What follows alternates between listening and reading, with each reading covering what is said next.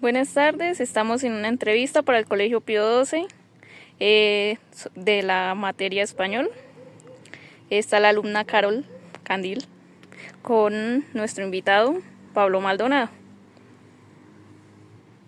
¿Qué mitos y leyendas recuerdas de Guatavita de tu infancia?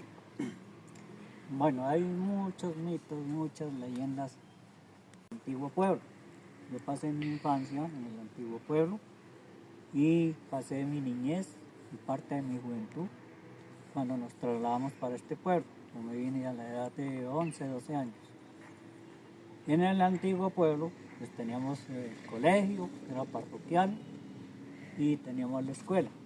Yo estaba en la escuela en esa época cuando comenzó lo de la inundación del antiguo pueblo y yo pues estaba ya en tercero de primaria.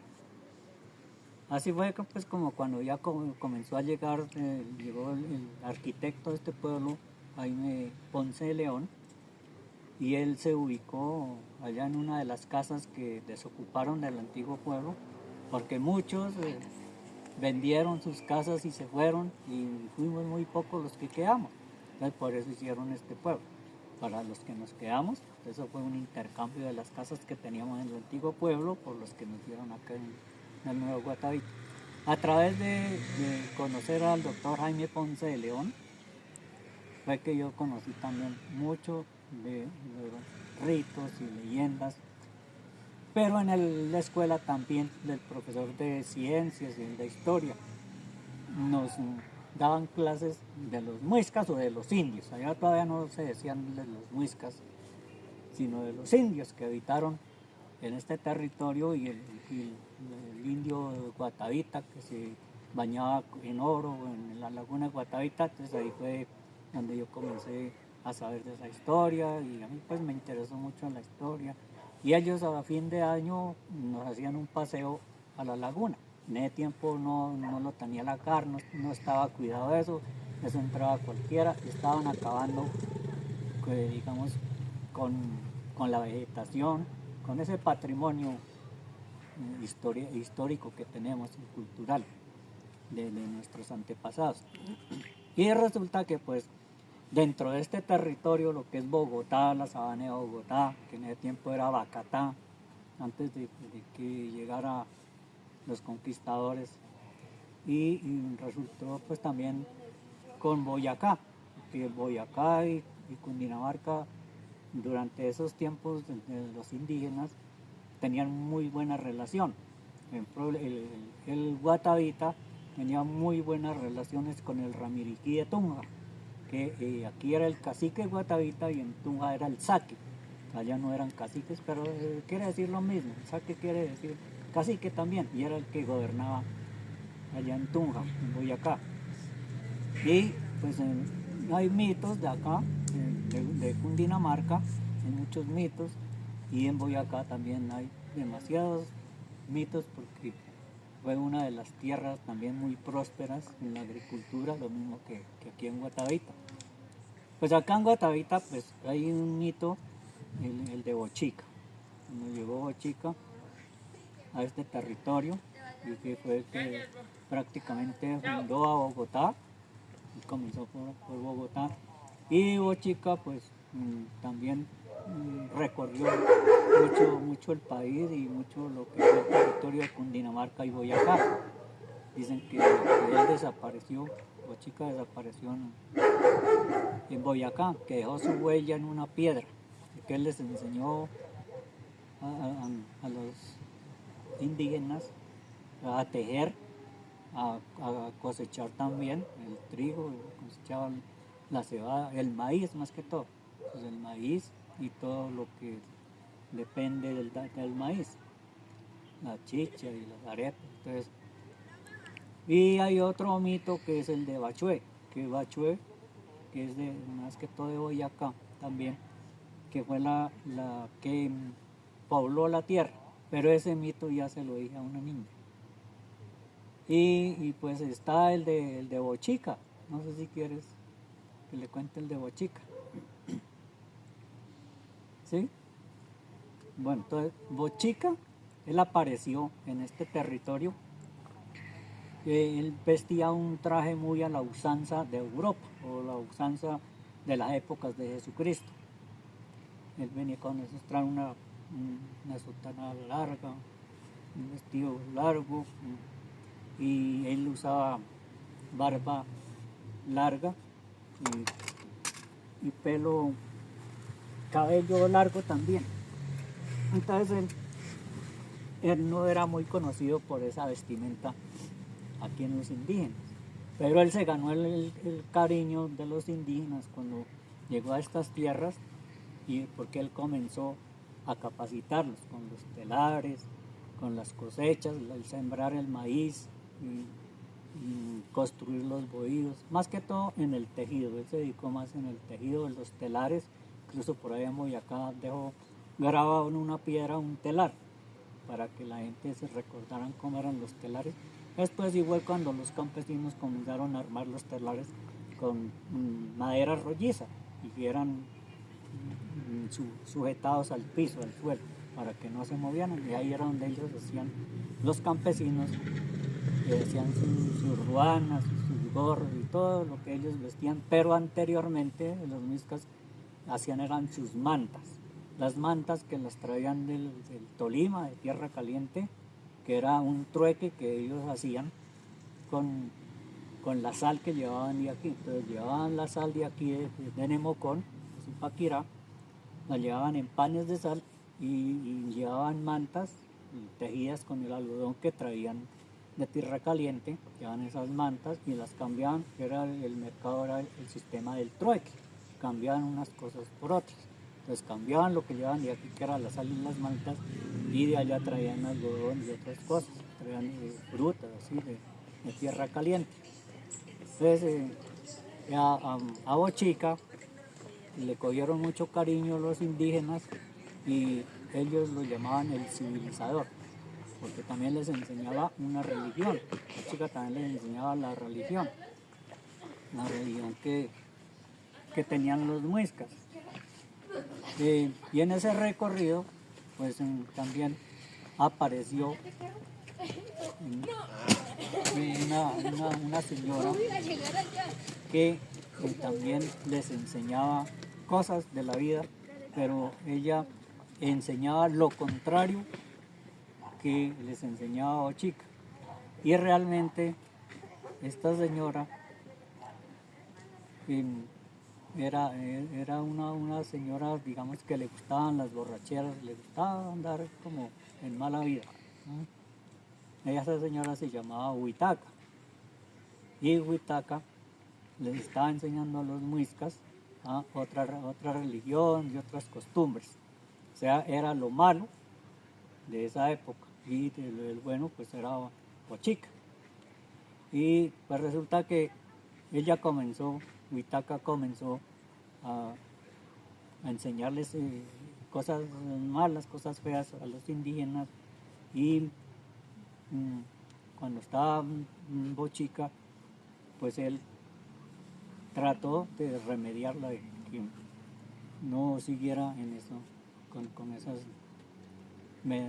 esas clases de enseñanza. El Bochica, pues él se retiró de este territorio de Cundinamarca y se fue para Boyacá a seguir enseñándoles a los indígenas pues lo que él sabía y la religión que él traía.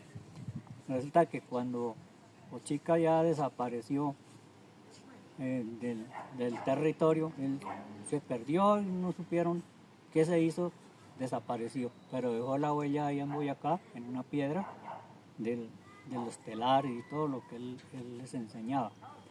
Quedó un reemplazo aquí en Bogotá que se llamaba Chipchacún. Y Chipchacún fue el que comenzó a gobernar lo que es la ciudad de Bogotá y la sabana. Más que todo Chipchacún se la pasó fue aquí en la sabana de Bogotá, o Bogotá en esa época. Y resulta que Chipchacún pues sí no quiso dejarse dominar de Huitaca, y Huitaca siguió con su mismo tema de sus religiones, sus borracheras y sus malas enseñanzas, y Y entonces Chipchacún era el dios de las tempestades. Entonces, como era el dios de las tempestades, él hacía llover, él hacía tronar y él hacía que relampaguearan los cielos. Eso es parte de la mitología, ¿sí? Que Chipchacún tenía ese poder, desatar tormentas, de desatar los truenos, los relámpagos y las lluvias. Entonces él, para vengarse de Huitaca, desató una tormenta y inundó toda la sabana de Bogotá. Lo inundó, entonces se estaban muriendo muchos indígenas, estaban pereciendo. Entonces apareció en una nube nuevamente Bochica y refutó a Chipchacún. Le dijo que no, que eso no lo podía hacer con las gentes, que si Huitaca estaba enseñando malas costumbres a las gentes, pues ella también tendría su castigo, pero que esa no era la forma. Entonces Bochica le dio un castigo a Chipchacún por haber desobedecido prácticamente y por haber hecho esa tormenta, inundar la ciudad y para que la gente se ahogara por culpas de Huitaca. Entonces Bochica castigó fuertemente a Chipchacún y lo puso, fue entonces como castigo, a cargar el mundo en los hombros, en un hombro. Por eso dicen en el mito de Bochica que cuando Chipchacún cambiaba de hombro, que se cansaba, era que ocurrían los temblores. Entonces él eternamente duró cargando el mundo sobre sus hombros. Ese es el mito, de la mitología de Bochica y Chipchacún, que lo reemplazó después. Y por eso dice la historia que cuando vino nuevamente Bochica, él cuando llegó, antes de desaparecerse, él vestía esa vestimenta de antes de Jesucristo, que parecía que venía por allá de esos lados, y que venía en un camello, no sé qué, bueno, eso cuenta la historia, y pues que él, Chipchacún, le tocó soportar ese castigo que le impuso Bochica, pero Bochica, como él traía un bastón de oro, con ese bastón de oro golpeó la roca que quedaba en el salto del Tequendama, y al golpear esa roca pues se abrió la roca y comenzó a desocuparse toda la inundación que había provocado Chipchacún, y así fue que se formó el salto del Tequendama. Entonces, ese es el mito de Bochica, esa es la historia de Bochica. Pero eso, digamos, a la final, si uno reflexiona, porque para ellos en esa época era un hecho, era realidad, porque esas fueron otras épocas, hace más de miles de años, hace más de 14.000 años, cuando llegaron los primitivos. Y entonces, pues Bochica fue el que salvó, porque los indígenas aclamaron a Bochica que los defendiera de esa inundación. Y Bochica aceptó el llamado y entonces él apareció en una nube. Bochica. Entonces ahí está parte del mito. Y pues él con la varita golpeó la roca del salto del Tequendama, y así fue como se formó el salto del Tequendama, y esas aguas fueron las que fueron a parar al río Magdalena y al mar. Esa es realmente el mito de Bochica y de Chipchacún, que fue el reemplazo que quedó en cambio de Bochica. Pero el mito realmente para ellos era como una imaginación, ¿sí? Como un sueño, y ellos creían mucho en los mitos, tenían sueños también, porque ellos, como en ese tiempo consumían mucha coca, molían la hoja de coca y la revolvían con cal, y eso se llama mambiar. Entonces ellos preparaban esa coca, la machacaban con la cal y la revolvían con un palito. Con ese palito entonces ellos lo frotaban en una vasija que también ellos hacían, que se llama el poporo. Y hay un poporo muy simbólico a nivel nacional, que es muy representativo, que es el poporo quimbaya. Los quimbayas eran los que habitaban en la zona del Quindío. Ellos también trabajaban el oro muy bien como los trabajaban los que trabajaban el oro aquí en Guatavita, los orfebres.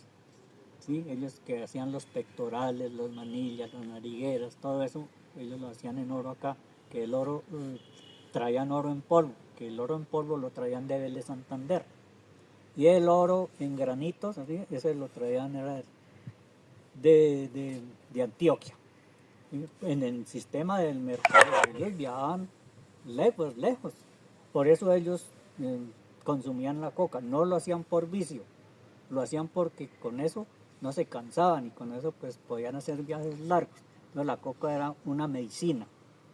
Para ellos la coca era una medicina, no era una hierba mala, ni la cogían por vicio, sino por necesidad, para aguantar esas lejuras y esos viajes tan largos, que en esos viajes pues ellos llevaban la chicha, la que preparaban del maíz, y por allá pues en Boyacá también había chicha, porque eso fue a nivel regional, de la chicha, el cultivo del maíz. Casi todos los muiscas cultivaban el maíz y la papa, y bueno, todos esos productos que ellos comían, consumían. Y entonces en ese sistema de trueques, pues ellos negociaban el oro y lo traían, y del Magdalena, allá en Girardot, era donde había un embarcadero ahí, donde traían y traían las mercancías de la costa y las cambiaban con los de aquí del centro. Entonces cuando se formó el Salto del Tequendama, entonces ya el pueblo quedó libre, ya no hubo inundación y fue el castigo de Bochica. Entonces el mito también tiene mucho de qué investigarle, y si uno se mete, o los arqueólogos, antropólogos, historiadores han descubierto muchas cosas, que ellos combinaron esos sueños, como esas alucinaciones, con lo real, porque casi todo en el mito hay real y hay algo que no es real, que es un cuento, pero para ellos era real. Realmente el mito es como hoy día, pues nosotros, que alguien dice, no, pero es que tal cosa hay que hacerla así, pero otro dice, no, es que eso no es así, tiene que ser así. ¿Sí me entiende? Entonces, pues el mito también trae mucho que aprender, pero eso ya los expertos están estudiando todo eso y ya se han dado cuenta de que en realidad lo que ellos creyeron, pues sí, en muchas cosas se cumplía, y en los sueños, que ellos cuando tenían sueños. Y dicen que pues ellos con la coca y todo eso, el consumo, también se transformaban, y también les llegaban muchas alucinaciones, muchas cosas que con eso se ayudaban para construir ese mundo que ellos nos dejaron, porque ellos eran muy trabajadores. Entonces, por ejemplo, a los muiscas de aquí del territorio de Guatavita, ¿quién les enseñó a trabajar el oro tan perfecto, para hacer esa balsa tan perfecta? Entonces, de pronto se han preguntado eso, ¿cómo hicieron esas obras? ¿Quién les enseñó? Pues ahí es donde está el mito. Pues realmente la misma naturaleza les enseñó a ellos, porque, digamos, ellos conocieron el oro, pero no sabían que eso era oro, que eso tenía mucho valor. Los europeos sí sabían que eso era de mucho valor, y por eso llegaron aquí a saquearnos.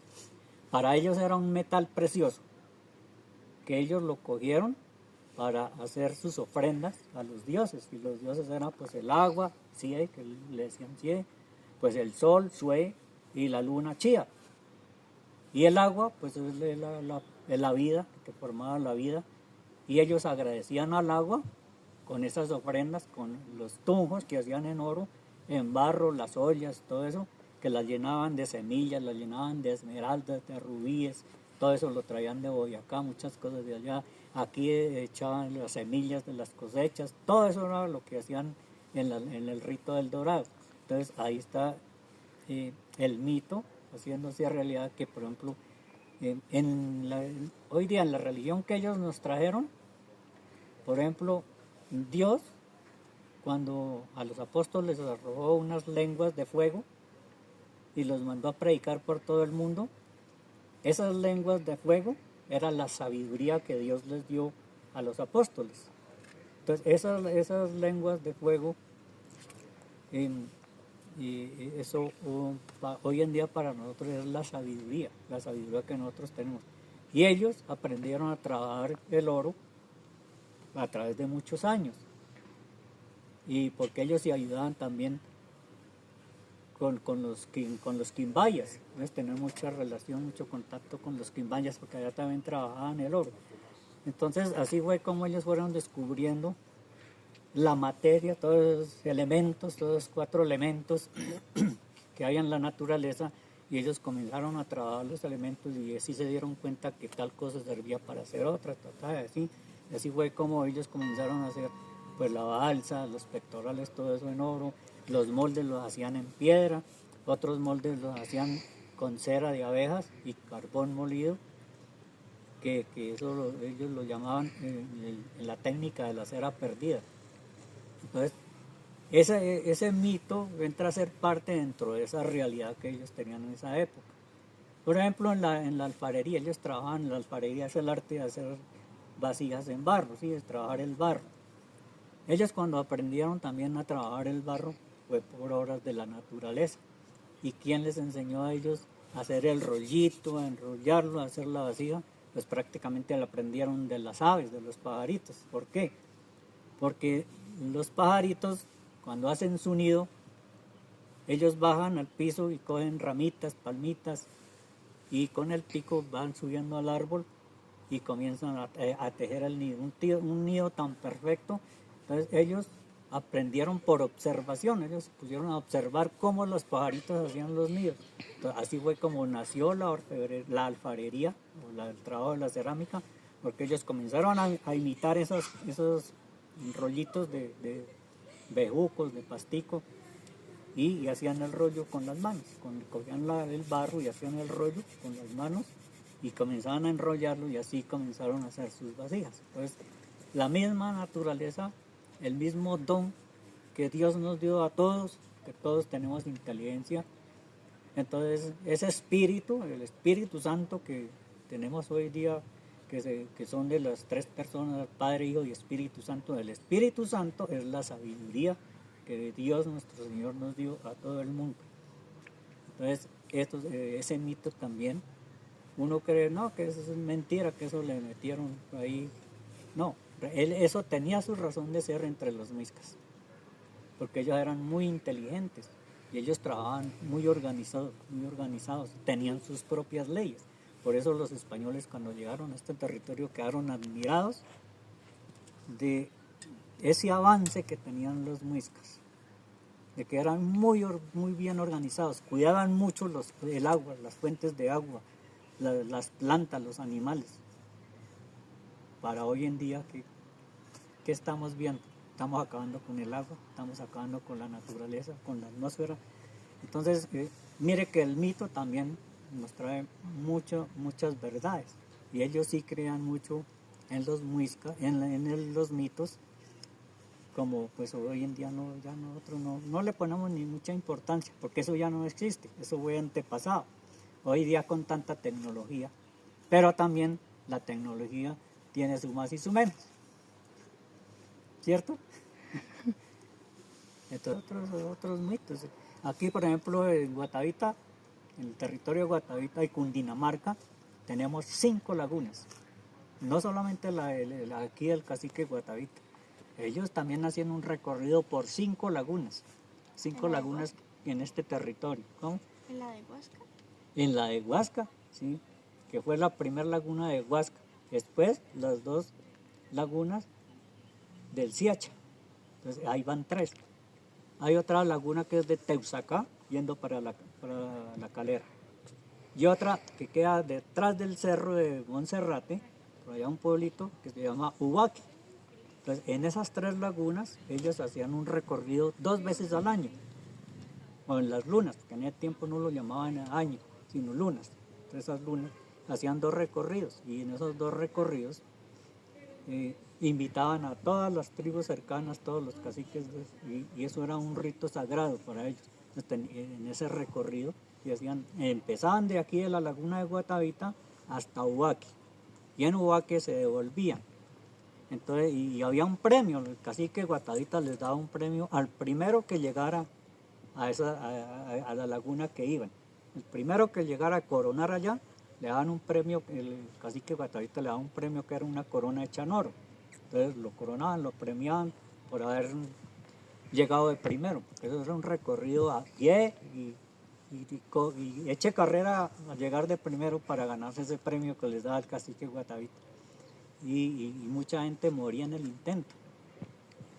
Y ellos duraban más de 20 días, como casi 30 días en ese recorrido. Entonces hacían esas fiestas, pues nomás cuando iban a agradecer en el templo de Sogamoso a su dios Chiminigagua, el templo de Sogamoso, que el dios predilecto de ellos era Chiminigagua. Cuando ellos iban a hacer ese agradecimiento allá, eso iba en una romería toda la gente, todas las tribus iban allá al templo de Sogamoso a darle gracias allá al dios por las cosechas, por todo, por la vida. Entonces eso hacían esa romería hasta allá al templo del sol en Sogamoso. Entonces eso tiene que ver mucho también con la mitología. Y esa es la historia, el mito de Bochica. Entonces te voy a hacer unas preguntas. ¿Quién te contó sus historias por primera vez? Chao, bonita, chao, Olguita. Buenas noches. De cobre, no, esto es de madera. Bueno, primero, como te dije al principio, en la escuela. En la escuela fue cuando comenzaron a contarnos de la historia de los indios de la laguna, del indio Guatavita y todo eso. Allá en ese tiempo les decían indios, ¿no? Hoy día ya es más culto, son los indígenas. Somos los indígenas, somos los muiscas.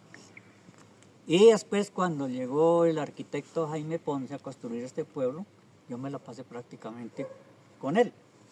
Y él era quien me contaba mucho. Y cuando aquí estaban construyendo la iglesia, cuando iban a pintar, los cuadros del presbiterio, yo le ayudé porque yo aquí, recién pasado aquí, yo fui acólito. Yo duré varios años acólito. Yo era el que para las fiestas de Navidad me tocaba madrugar a las 6 de la mañana y era poner los villancicos en la torre. Yo duré como unos 3, 4 años de acólito acá con el padre Acosta y así hasta que ya fueron pasando los años, ya uno se sale, porque sí me gustaba mucho la religión católica, las misas y todo eso, me gustaba mucho.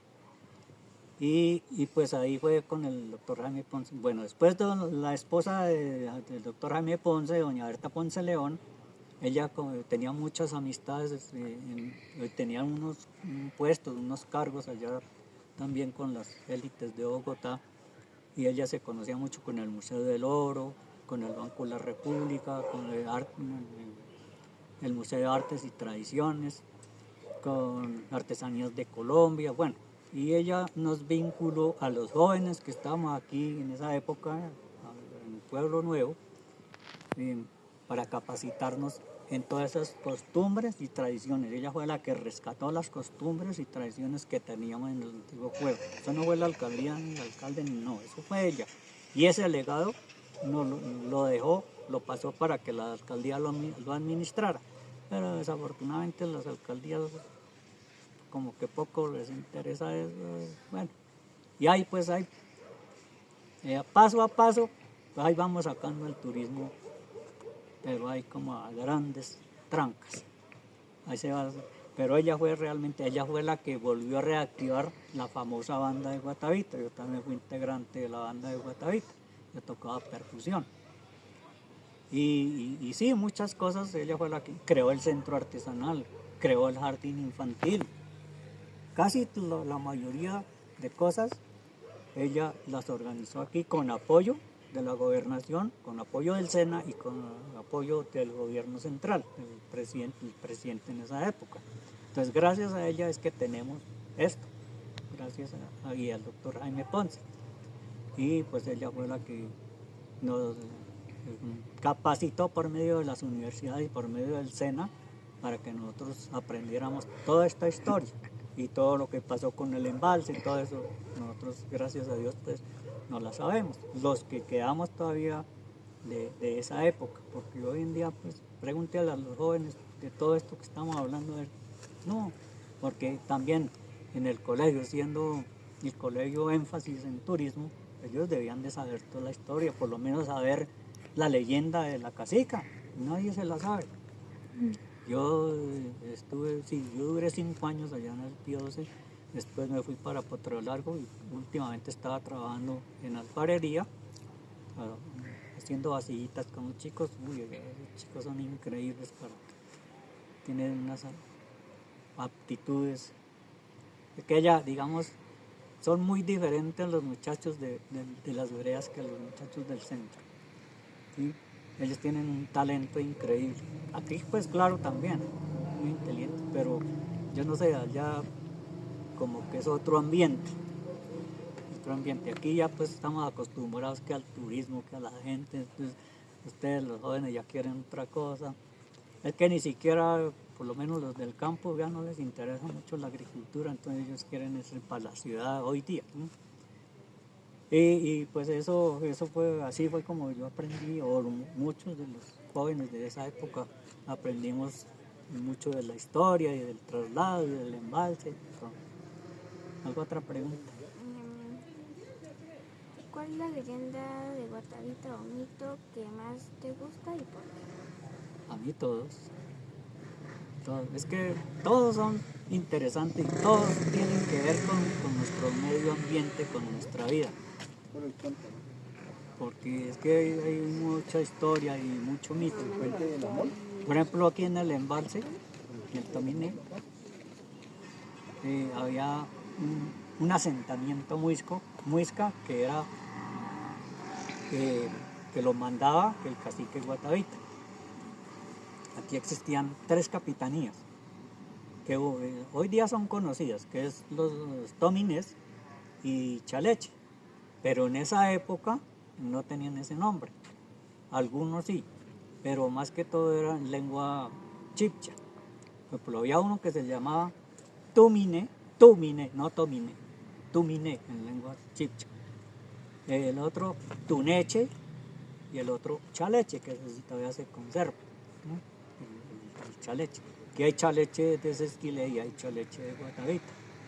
El Tuneche era al lado del Choche, que era el Choche y Santa María, porque allá era donde estaban las minas de carbón.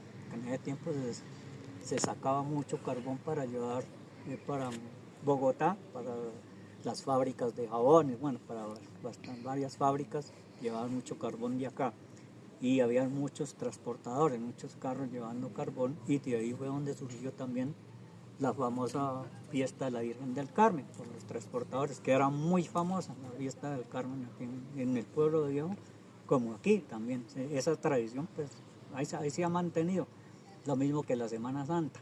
Lo que se ha perdido un poco es lo del diciembre, eso se ha perdido un poco, porque en esa época, en Pueblo de Viejo, eso era una maravilla, porque en ese tiempo, en Guatavita la Antigua, se hacían recorridos por las casas.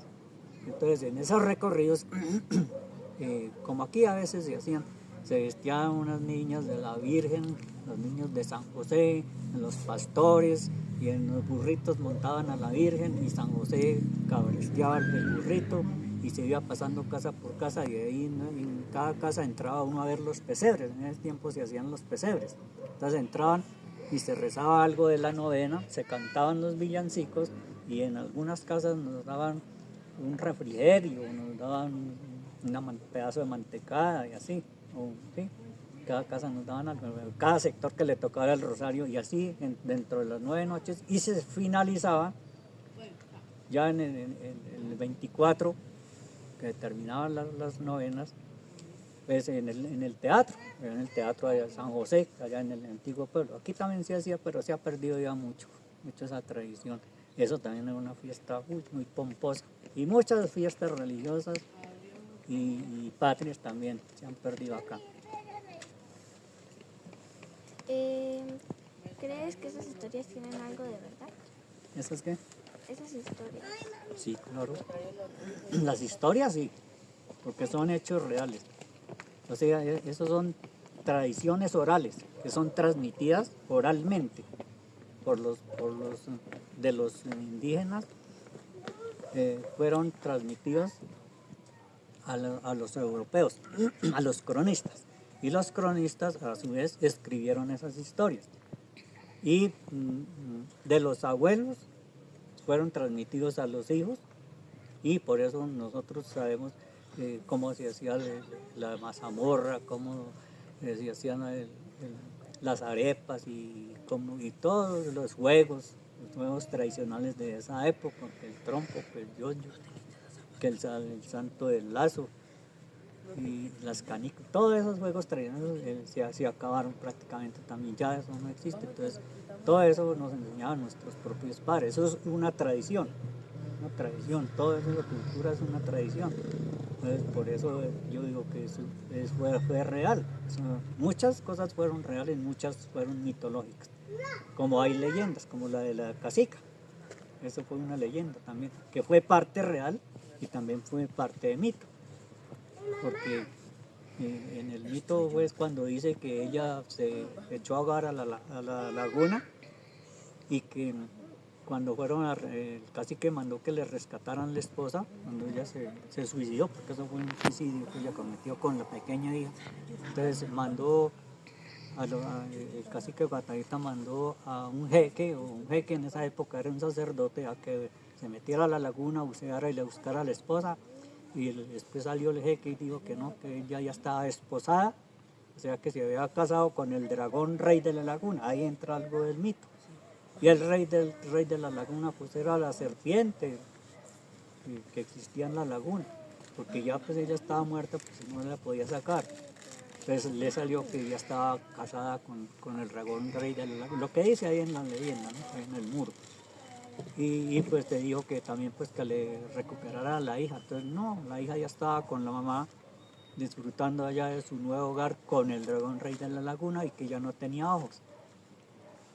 Y esas historias también están escritas por un cronista muy famoso, muy conocido a nivel mundial, que él sí vivió parte de la historia del cacique Guatavita, de cómo hacía sus ritos. Él alcanzó a ver en su juventud, cuando vino de Europa, que él era un niño cuando llegó acá, porque venía con los padres, con Gonzalo Jiménez de Quesada, que fue cuando fundaron a Santa Fe de Bogotá, y a los padres de Juan Rodríguez Freile, que se llamaba, el cronista, el que escribió ese libro, se llama El Carnero. El libro se llama El Carnero. No sé si en el colegio o en la biblioteca tendrán ese libro. Ahí él explica cómo fue esa ceremonia que celebraba el cacique Guatavita, porque él más que todo en su juventud permaneció mucho aquí en el territorio del cacique Guatavita. Hizo mucha amistad con el sobrino del cacique Guatavita, y él venía sucesivamente, y pues dice la historia, dicen en Huasca, que él se quedaba en Huasca, cuando venía o se iba tarde para Santa Fe de Bogotá, se quedaba en Huasca. Y esa historia está escrita, yo tengo ese libro y lo hemos investigado con el arqueólogo de Huasca, y sí, esas historias que ellos escribieron, está el que es el que más yo le creo, a Juan Rodríguez Freile. Ahí está toda la historia del origen del rito del dorado.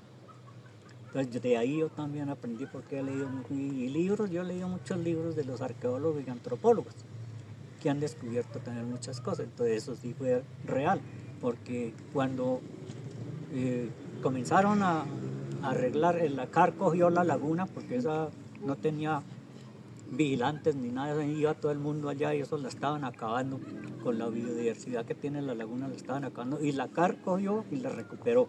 Entonces cuando hizo el sendero para que el turista viniera y la visitara y viera la hermosura de la laguna que tenemos, encontraron 3 tumbos de oro. Entonces, eso quiere decir que sí, eso existió. Y sí, pues realmente mucha gente no cree. Mucha gente no cree. Pues porque no han leído, no han investigado. Y la mejor información a uno se la dan los libros. Incluso hoy día están tergiversando mucho la historia, y más que todo en la laguna, están tergiversando, porque por el motivo del turismo, entonces están sacando y le están inventando cosas que no es. Entonces la gente, por vender, le cuenta a los turistas cosas que no son reales. Entonces eso es lo que hay que evitar, y escribir nuestro propio libro, que eso hace ya muchos años que han tenido esa idea. Nadie ha salido ahí con sacar un libro. Y esa era la idea que yo tenía cuando yo estaba trabajando. Pero como ahora uno les hace las propuestas a los alcaldes y salen que no, es que no hay presupuesto, es que no hay plata. Entonces, ¿qué hace uno? Pues por medio de ustedes, que se interesen y se saquen un libro. Que, por lo menos las historias, todos estos mitos, leyendas, cómo surgió Guatavita, pues de dónde surgió Guatavita. Por ejemplo, el nombre de Guatavita no es el nombre de una persona. El cacique de Guatavita, uno piensa, no, es que así se llama, por eso se llama Guatavita. No. Lo que pasa es que cuando nombraban a un cacique, cuando era elegido un cacique, tomaba el nombre del territorio donde estaba sentado el cacique o la tribu, ¿sí? Y el nombre realmente de Guatavita sale es de la tierra, porque Guatavita en lengua chibcha quiere decir punta de la sierra y fin de la labranza, porque los habitantes, los indígenas, habitaron sobre las montañas, estas montañas, y en las montañas de allá. Por eso aquí había ese asentamiento muisca.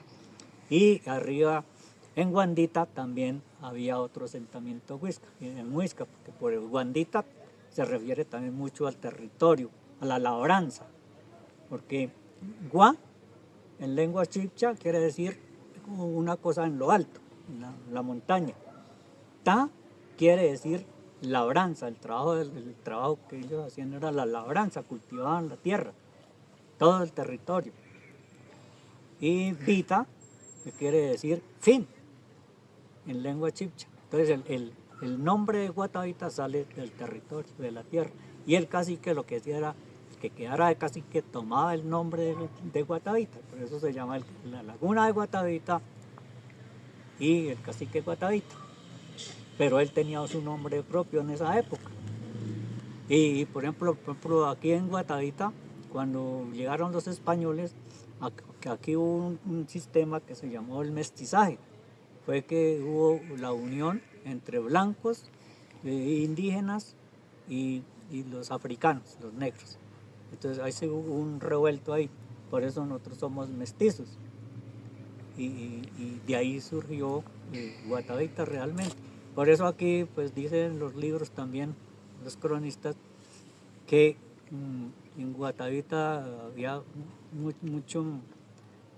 mucho apellido Garzón, porque como hubo esa unión y de los europeos venían muchos Garzones, muchos Rodríguez, muchos incluso de Maldonados, casi todo, porque hubo esa mezcla, ¿sí? Entonces salieron esos nombres más que todo de europeos. Todos estos nombres que nosotros tenemos, de los Jiménez, que los Palacinos, todo eso fue de Europa, porque realmente Guatavita surgió fue con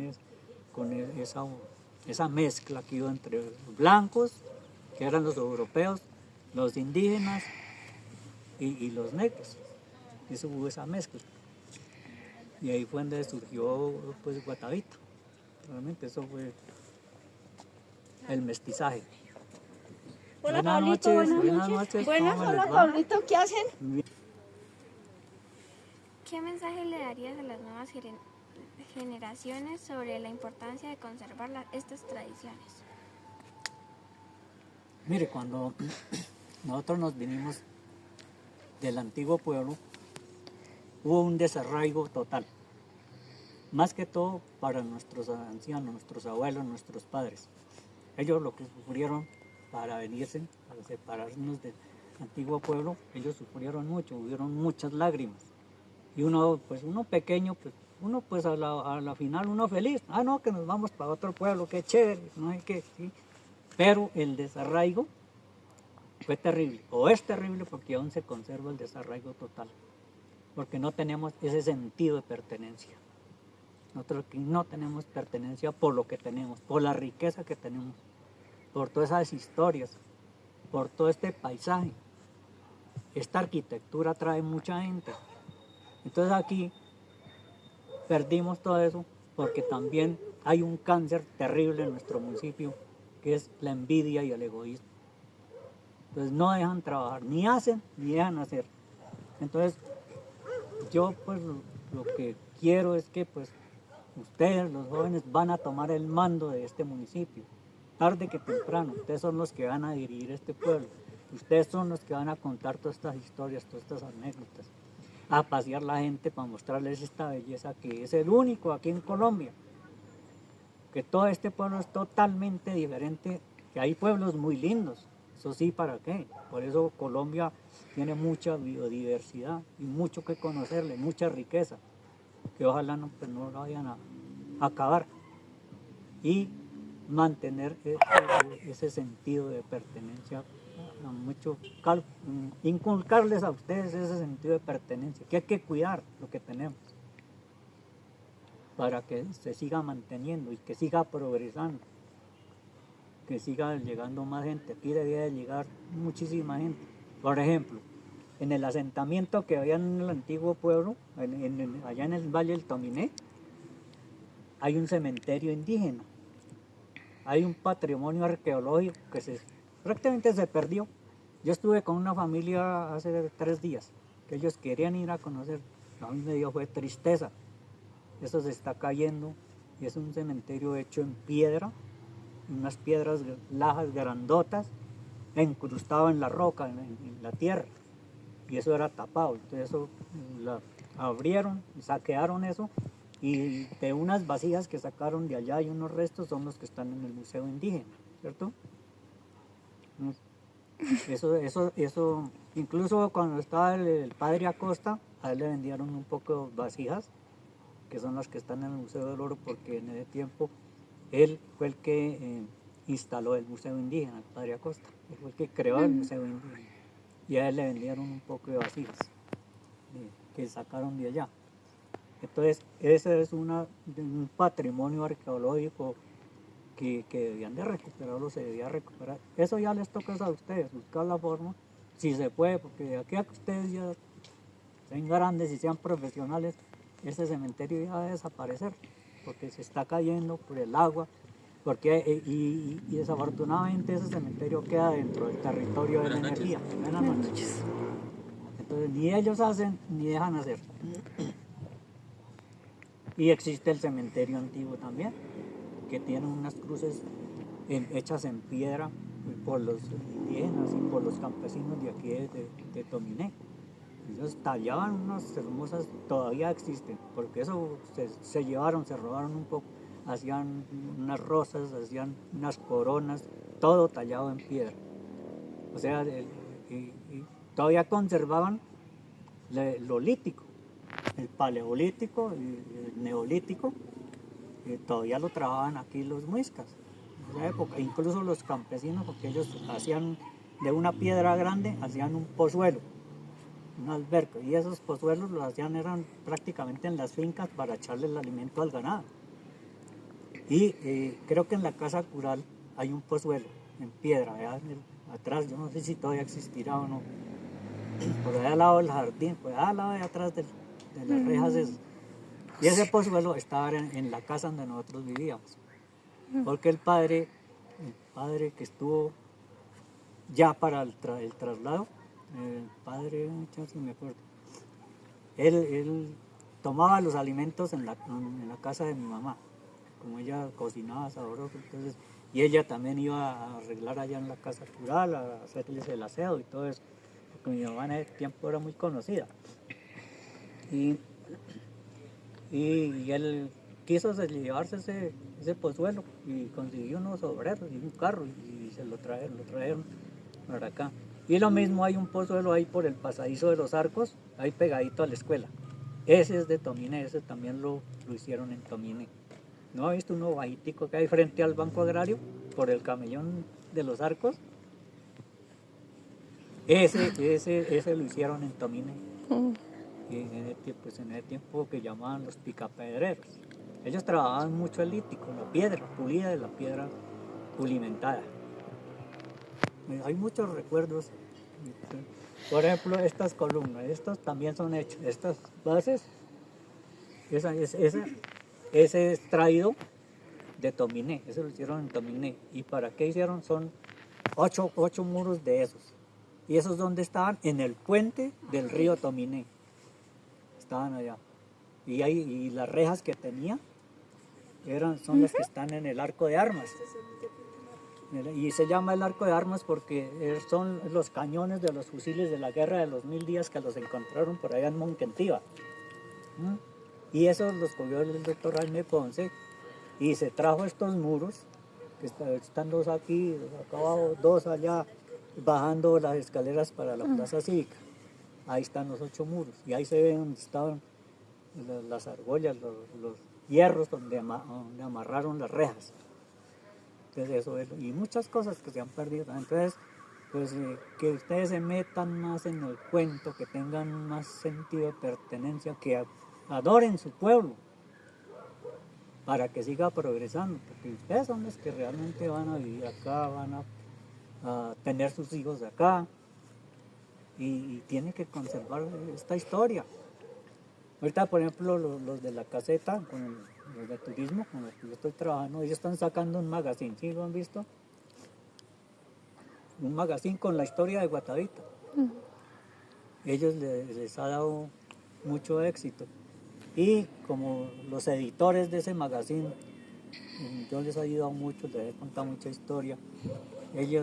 Con ellos me tienen mucha confianza. Y la idea es de pronto sacar un magazine con ustedes, con la historia y con todo eso. Pero ya toca esperar a ver que llegue el próximo alcalde, porque este alcalde no le veo que tenga entusiasmo. Y es que eso cuesta, Cuando yo estuve en el colegio, que fue yo duré 5 años, comencé en 1995 hasta el 2000. Y con la profe Margarita y otros profesores, la de español y la de ciencias, se quiso sacar una revista. Yo incluso tengo una copia de esa revista que se quiso sacar en el colegio, pues para publicitarla. Y no, eso quedó en veremos porque no hubo apoyo. Pero yo tengo entonces la idea es volver a sacar esa revista con el apoyo de estos muchachos que son los editores del magazine. Ellos me dieron todo su apoyo, pero todavía toca esperar un año más, o de pronto mirar a ver qué se hace, hablar con el rector, porque yo me encontré con el coordinador. Y él sí me dijo, don Pablito, qué más, qué milagro, que por qué no volví al colegio, que no sé qué leer, pero como no hay apoyo. Y digo, ay, pero hace mucha falta. Y no, y como ahora pues está Javier allá. Dijo, pero hay que recuperar la historia, porque él se acordó con la profe Margarita. Y esa es la idea que yo tengo, es que tenga apoyo, porque pues yo tengo el apoyo, digamos, sí, pues, de la gobernación, pero la gobernación no me va a pagar porque la gobernación me reconoció a mí pues como historiador y como alfarero. Y ellos pues sí me están dando un bonito ahí, gracias a Dios. Pero yo no puedo ir a trabajar gratis tampoco. Pero si hay una oportunidad, si se presenta una oportunidad, pues yo volveré y la idea es, como por el énfasis en turismo que ustedes tienen, pues sacar algo que realmente valga la pena y que se pueda vender. Buenas noches, ¿cómo está? Porque a ellos les ha ido bien con ese magazine. 6,000 pesos que vale el magazine, y es un artículo muy bien hecho, con todas las de la ley.